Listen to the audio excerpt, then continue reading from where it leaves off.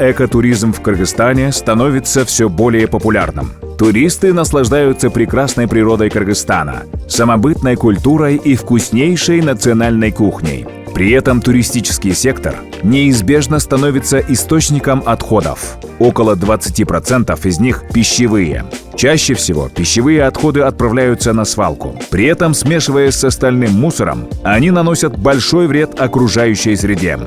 Но многое можно изменить. Нужно просто начать отделять пищевые остатки от прочих отходов.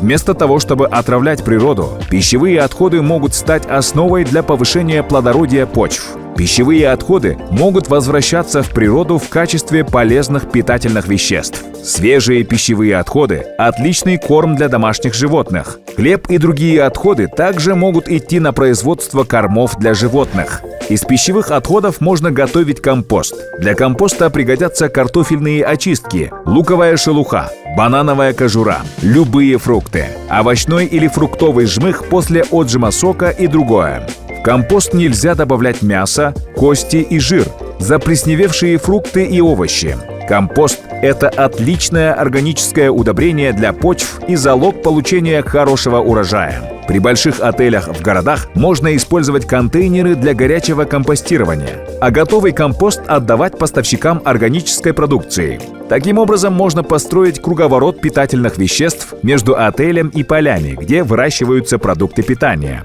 Пищевые отходы также можно перерабатывать на специальных вермифермах. Для этого используются специальные дождевые черви. Пищевые отходы – отличный источник энергии. Из них можно получить в 3 раза больше биогаза, чем из отходов животноводства. При переработке также получается ценное удобрение, питающее поля. Мы подражаем природе, в которой нет свалок. Пищевые отходы не должны отправляться на полигон, а использоваться с пользой для природы и человека. Сдавать пищевые и прочие отходы – отличный шанс сделать свой бизнес зеленым. Эко-отели – безусловный тренд последних лет. Вместе мы можем сделать больше.